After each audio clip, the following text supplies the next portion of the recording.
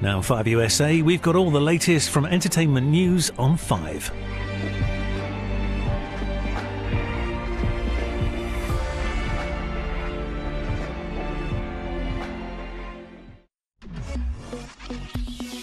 This is entertainment news on 5. Today, Nicolas Cage brings noir to New York. The dream is that they'll see it in color and then they'll look at it in black and white and they'll go, well, I want to watch these old movies. Eurovision gets awkward in Austria. When I say ice, you say fire. And Michael Fassbender's kicking it in Cannes. Yeah, it's so nice to be here. The first was staying home with a cast of rivals. If Home is London's Waterloo, where season 2's premiered, and where David Tennant confirmed that he definitely didn't die at the end of the first. Yeah, around about the time the season 2 was announced, I was sort of held it back a bit, tried to keep people guessing. But no, I was never going to stay away. I'm not leaving them to it. Not the only one who couldn't stay away. Movie star Hayley Atwell's apparently joined the cast as well, under one condition. Felicity Blunt, the producer, a friend of mine. So when she asked me if I would come in and do a little bit, I was so excited. I just said, I will do it as long as I can have a big hat. So she gave me a big hat.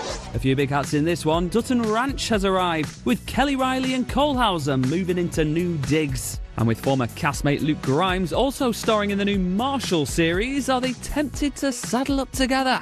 Marshall's crossover, people are going to be wanting it. Is it on the agenda, or are you hoping to in the next couple of years? Maybe things go well. So if it happens, it happens. Luke is one of the most top tier human beings I know, so if we could get to do a crossover with him, we'd love it. I think Beth and Rip need to have a drink, don't you think, with Casey, find out what's going on in his life. I think Beth and Rip need a long lie down if you're on a holiday somewhere away from the Wild West. How about going east of Eden? That's where you'll find Florence Pugh these days, as she brings legendary literary antagonist Kathy Ames to Netflix, as she takes centre stage in this Steinbeck adaptation. The world is so full of evil. You are growing smaller and smaller. You will not, Kathy. You will not disappear.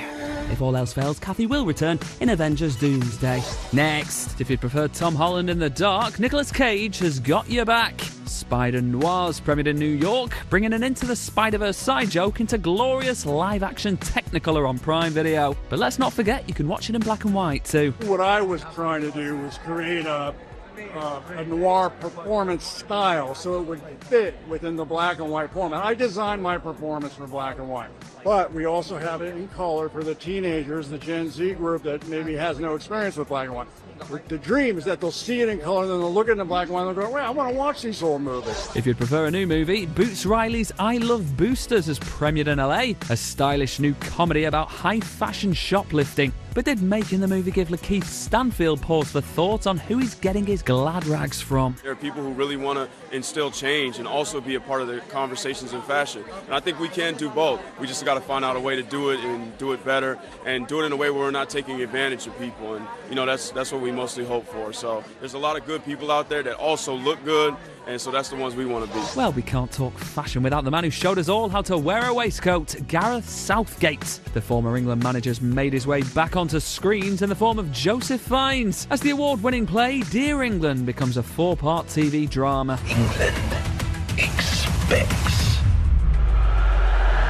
a new story, New England. Keep believing, keep going right up until the final whistle, because one day you will look back and give anything to be back here. Come on, England! Come on! I'm not sure I'm ready to relive the heartbreak, if I'm honest. Next, it's Goodnight Vienna for this year's Eurovision Song Contest, with the UK once again outdoing itself, finishing an impressive last place. High side drive, got me feeling okay. High side drive, goodbye battery, hello now. When I say ice, you say fire. Can't think why. Meanwhile, Bulgaria's Dara topped the leaderboards with a song that must have been much better.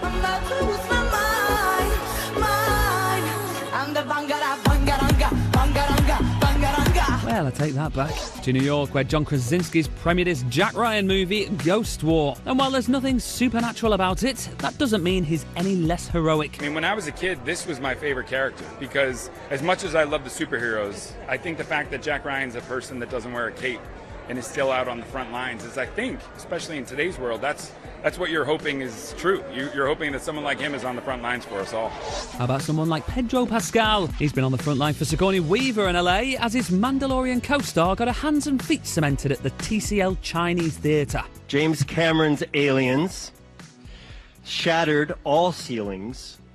I've been playing Space Dad in the Star Wars universe for 8 years now, but Sigourney Weaver is the original Space Mom. I've heard more moving tributes, but she's had worse feedback. When I first started out in this business, I had one big advantage, although it didn't seem so at the time.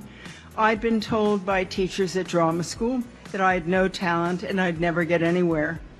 Weirdly, having zero expectations of success was the greatest thing that could have happened to me. I felt the same way, but sadly, I was proved mostly correct. Still to come, Jeremy Clarkson delegates his dirty work, while Kylie Minogue digs deep. But first, we're off to Cannes as the film fest's been in full swing, featuring husband and wife duo Michael Fassbender and Alicia Vikander's new film, Hope. The South Korean sci-fi thrillers in competition for this year's Palme d'Or. I mean, it's always special, especially to be in competition, right? It's so nice. I don't know, it's my first time. But yeah, it's a place where you really feel the celebration of film. Yeah. You know, and that investment in film, and you know, you feel like the importance of these stories, and it's celebrated here in a very special way. So yeah, it's so nice to be here. Not the only ones enjoying their surroundings, and Gowrie Rice and Spike Fern have been living it up in new rom-com Finding Emily. And who can blame them, as apparently it's pretty good. It's so nice.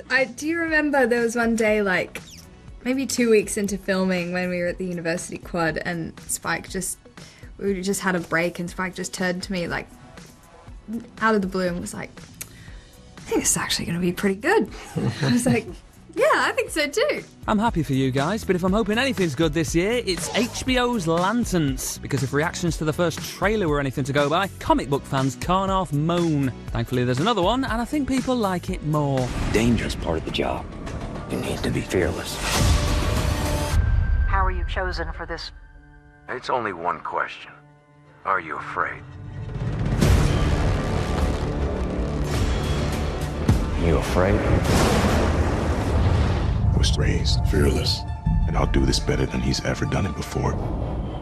Then go and get it, Jon Stewart. No one likes a big-headed intern. Wait until they ask him to work weekends. Now, Ladies First happens to be the name of this new Netflix comedy with Sacha Baron Cohen. He's teamed up with, or I guess against, Rosamund Pike in a new gender role reversal romp. But how did the anarchic comic and respectable thespian get along on set? We do come from different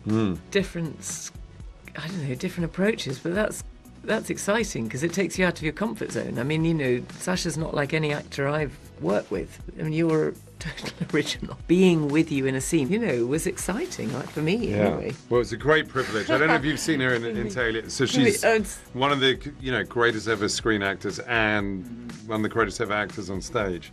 So it's quite intimidating, actually. You know what is intimidating? Operating heavy machinery. But thankfully, Jeremy Clarkson's found a workaround in the trailer for Clarkson's Farm Season 5. The team are back doing everything wrong, but somehow staying afloat. I've had a brainwave, don't worry. You're going to have a driverless tractor. What's that? Behold my technology at work. That's basically taking my job. That is the Starship Enterprise of farming. That went well. I've got bad news. I'm putting the whole farm under restrictions.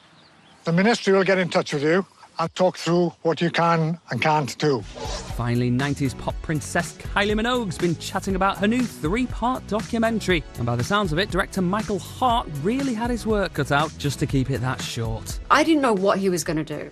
I don't think he knew what he was going to do. We just had to commit to the process, start somewhere, and I think he would agree. Our first interview was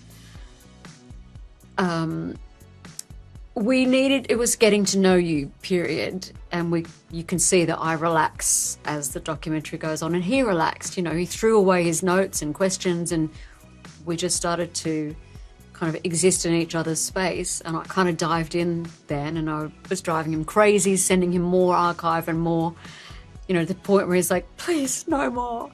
Of course, he loved it, but also no more. Who doesn't appreciate extra homework? Goodbye.